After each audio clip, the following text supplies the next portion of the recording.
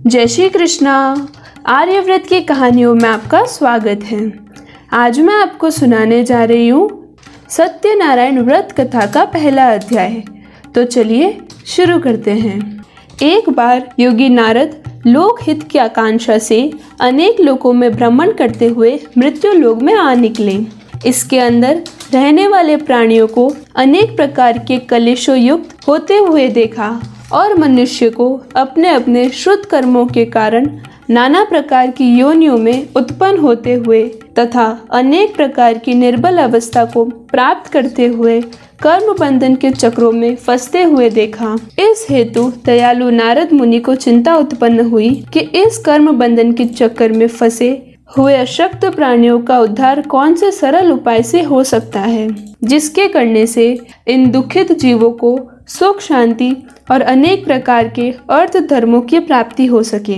ऐसा सोचकर परोपकारी श्री नारद मुनि बैकुंठ लोक में भगवान नारायण के पास गए। वहां श्री नारायण को देखकर नारद मुनि स्तुति करने लगे। शुक्ल वर्ण चतुर्भुज, शंख चक्र गदा पद्मवन मालाओं को धारण करने वाले, हे देवों के देव, दिनों के रक्षक, भक्तों पर महान दया करने वाले तथा मन और बुद्धि की शांति से अगम अनंत रहने वाले, हे दया के सागर, हे दुष्टों के नाश करने वाले, हे साधु संत और गौ ब्राह्मण की रक्षा करने वाले, हे सर्वांतर्यामी घट घट के वासी, हे सिंधु को बिंदु और तृण को पहाड़ बना सकने वाले, हे अत्यंत शक्तिशाली, हे सर्व समर्थवान, हे सनातन सत्यदेव, आपको बारंबार नमस्कार है। इस तरह नारद मुनि की भक्ति और भाव से भरे हुए शब्दों को सुनकर भगवान नारायण जी बड़े प्रसन्न हुए और बोले, हे मुनि श्रेष्ठ, तुम्हारा किस तरह यहाँ आगमन हुआ है, मुझसे निसंकोच कहो। तब नारद मुनि बोले, हे नाथ, मृत्यु लोक में सभी जीवों को तथा गृहस्थी मनुष्यों को अनेक कलेशों से युक्त तथा पाप कर्मों के फल स्वरूप नाना प्रकार के दुखों को भोगते देखा। हे नाथ, वह सभी प्रकार के दुख कौन से साधन और उपाय करने से दूर हो सकते हैं, सो कहिए। क्योंकि हे प्रभु, इस कलयुग में प्राय सभी मनुष्य अशक्त, अधर्मी, आलसी और अल्प आयु वाले होते हैं। इस हेतु हे दीनबंधु, इसका निराकरण बड़े ही सरल रूप में कर दीजिए, जिससे सहज ही मैं जीवों का उद्धार और संकट दूर हो सके। श्री सत्यदेव विष्णु भगवान बोले, हे वत्स, लोगों पर अनुग्रह और कल्याण की कामना के हेतु तुमने यह सुंदर प्रश्न किया है। जिस व्रत के करने से मनुष्य मोह, अज्ञान और पाप के बंधन से ही सहज में छूट जाता है, वह व्रत मैं तुमसे कहता हूँ, सावधान होकर सुनो। जो स्वर्ग लोक और मृत्यु लोक दोनों में दुर्लभ है, वह सत्यनारायण नाम का व्रत है, जिसे भली प्रकार विधि पूर्वक भक्ति युक्त होकर करने से मनुष्य संसार में सर्व प्रकार के मन वांछित सुख भोग कर अंत में मोक्ष को प्राप्त करता है। श्री भगवान के इस वाक्य को सुनकर नारद मुनि बोले, उस व्रत का क्या फल है, क्या विधि है और किस किसने इस व्रत को किया है तथा कौन कौन से दिन इसे करना चाहिए, हे प्रभु विस्तार पूर्वक कहिए।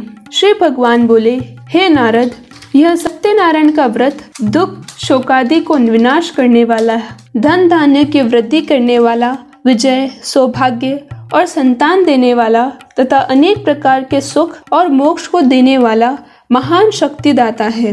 इस व्रत को एकादशी, पूर्णमासी, संक्रांति, अमावस्या किसी भी दिन भक्ति और श्रद्धा से युक्त मनुष्य धर्म में तत्पर होकर ब्राह्मण और बांधवों को साथ लेकर करे।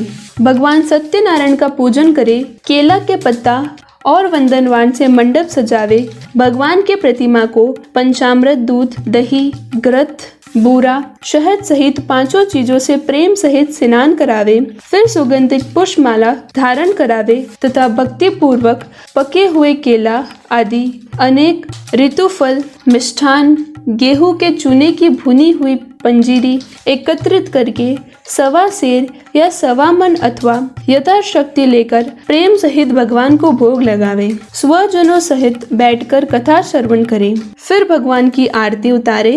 तत्पश्चात भगवान सत्यनारायण को श्रद्धा सहित साष्टांग दंडवत नमस्कार करें तथा फिर ब्राह्मण को दक्षिणा और भोजन इत्यादि से संतुष्ट करें।